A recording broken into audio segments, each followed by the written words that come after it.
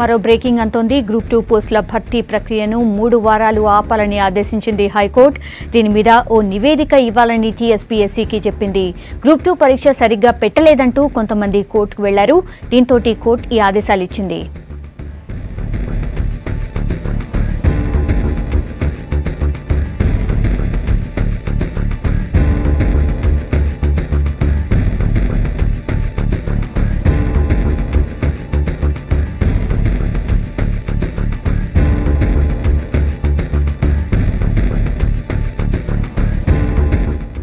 Group 2 పోస్టుల భర్తీ ప్రక్రియను 3 వారాల పాటు ఆపాలని ఆదేశించింది హైకోర్టు.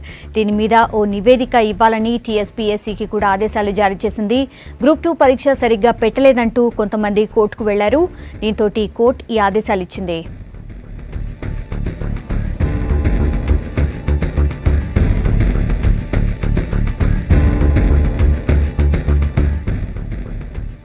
గ్రూప్ 2 కింద 1032 పోస్టులకు కిందటేడాది నవంబర్లో టీఎస్పీఎస్సీ పరీక్ష నిర్వహించింది. దీనికి 5,65,000 మంది హాజరయ్యారు. ఈ ఫలితాలను ఈ నెల 6న విడుదల చేశారు.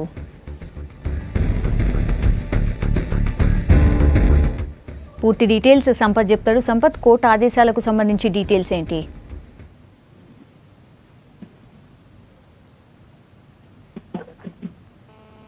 టీఎస్పీఎస్సీ కండక్ట్ చేసిన గ్రూప్ 2 ఎగ్జామ్స్ పైన ఇప్పటికే వివాదం నడుస్తా ఉంది. దీంట్లో స్పెసిఫిక్ గా అభ్యర్థులు కోర్టుకు వెళ్ళిన విషయాన్ని చూస్తే వైట్నర్ ఎవరైతే అప్లై చేసినారో, అంటే ఎగ్జామ్ లో తప్పుడు సమాధానాలు కానీ లేదంటే వైట్నర్ అప్లై చేసినటువంటి స్టూడెంట్స్ దీనిలో పరిగణలోకి తీసుకోము, సెలక్షన్ దానికి సంబంధించిన దాంట్లో అనేది పక్కకు పెట్టినామనేది మొదట్లో టీఎస్పీఎస్సీ చెప్పింది. కానీ తర్వాత కూడా రిజల్ట్స్ లో కొంతమంది ఎవరైతే వైట్నర్ అప్లై చేసినటువంటి లిస్ట్ ఉందో దాన్ని మళ్ళీ వాళ్ళకే రిజల్ట్స్ లో వాళ్ళ ఫలితాలను ప్రకటించారంటే ఒక అభ్యంతరాన్ని వ్యక్తం చేస్తూ ఈ లాస్ట్ మంత్ అంటే ఈ నెల విడుదలైనటువంటి గ్రూప్ 2 ఎగ్జామ్స్ దాంట్లో ఎవరైతే సెలెక్ట్ కానటువంటి అభ్యర్థులు ఉన్నారో వాళ్ళంతా కూడా కోర్టుకు ఎక్కారు. కోర్టులో పిటిషన్ కూడా దాఖలు చేశారు. పిటిషనర్ తరఫున సురేంద్ర అనేటువంటి అడ్వకేట్ వాదనలు వినిపించారు. దాంట్లో స్పెసిఫిక్ గా అంటే దీనిపైన ఒక స్క్రూటినీ జరగాలి, అట్లాగే దీనిపైన కొన్ని క్లారిటీస్ రావాల్సి ఉంది. అభ్యర్థులు ఎవరైతే ఉన్నారో సెలెక్ట్ కానటువంటి అభ్యర్థులు ఆ ఎగ్జామ్ రాసిన వాళ్ళంతా కూడా కొన్ని అనుమానాలు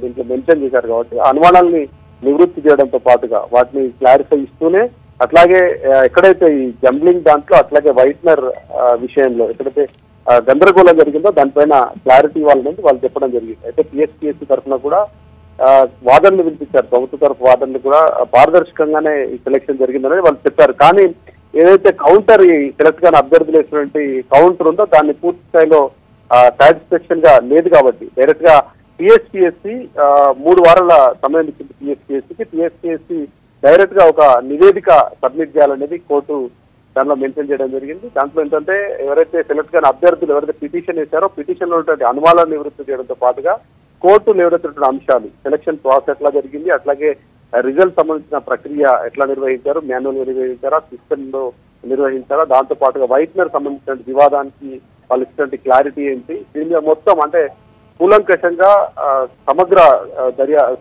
దర్యాప్తు చేసిన తర్వాత వాళ్ళ దగ్గర డేటాబేస్ డాక్యుమెంటేషన్ మొత్తం కూడా ఒక నివేదిక రూపంలో తయారు చేసి దాన్ని 3 వారాల్లో కూడా టీఎస్పీఎస్సీ హైకోర్టులో సబ్మిట్ చేయాలని చెప్పడం జరిగింది.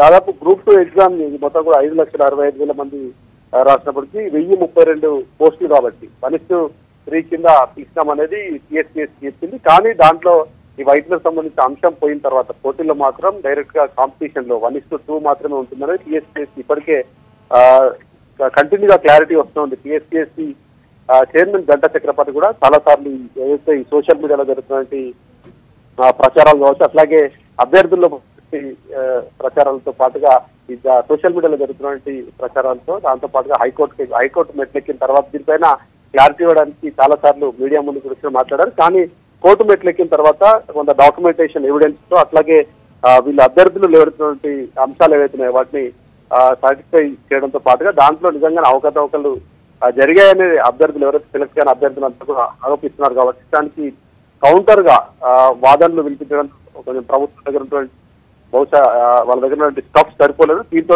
టీఎస్పీఎస్సీ నేరుగా ఒక కౌంటర్ ను దాఖలు చేయాలనే విషయాన్ని కోర్టు స్పష్టం చేసింది. 3 వారాల్లో కూడా టీఎస్పీఎస్సీ దీనిపైన అభ్యర్థులు దాఖలు చేసినటువంటి పిటిషన్ ఉన్నటువంటి వాళ్ళు ఏదైతే ప్రశ్నలు తలెత్తారో దాంట్లో ఉన్నటువంటి సమస్యల్ని ఉన్నట్టుగా ఎవరైతే చెప్పారో వాళ్ళకు ఉన్నటువంటి అనుమానాలను నివృత్తి చేసే రీతిలో కొన్ని అంశాలకి సరిపోయేటువంటి డాక్యుమెంటేషన్ ప్రిపేర్ చేసుకోవాలి. దాంతో పాటుగా కోర్టు చెప్పినటువంటి అంశాలు పారదర్శకతకు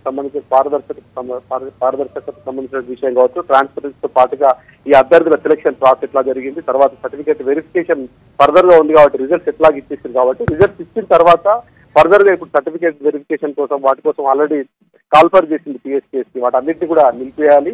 స్టే ఇస్తూనే ఆ స్టే సమయంలో 3 వారాల పాటు స్టే ఇచ్చిన తర్వాత స్టే గడువు లోపట్నే ఈ డాక్యుమెంటేషన్ సబ్మిట్ చేయాలి. సబ్మిట్ చేసిన తర్వాత టీఎస్పీఎస్సీ ఎట్లాంటి వాదనలు వాళ్ళ దగ్గర ఉన్నటువంటి ఏ ఎవిడెన్స్ కావచ్చు, లేదంటే వాళ్ళు ఎట్లా కోర్టు లేవనెత్తినటువంటి ప్రశ్నలు కావచ్చు, పిటిషనర్లు ఇచ్చినటువంటి పిటిషన్లోని అంశాలను ఎట్లా వాళ్ళు దాన్ని సాటిస్ఫై చేస్తారు, దాంతో పాటుగా దానికి సరైనటువంటి సమాధానం కోర్టుకు దొరికినా లేదంటే అభ్యర్థులు ఒకవేళ సాటిస్ఫై అయినా దానికి కోర్టు ఓకే చెప్పే అవకాశం ఉంది. లేదంటే దీనిపైన ఫర్దర్ యాక్షన్ తీసుకోవడానికి కోర్టు ముందుకెళ్లే అవకాశం ఉంది.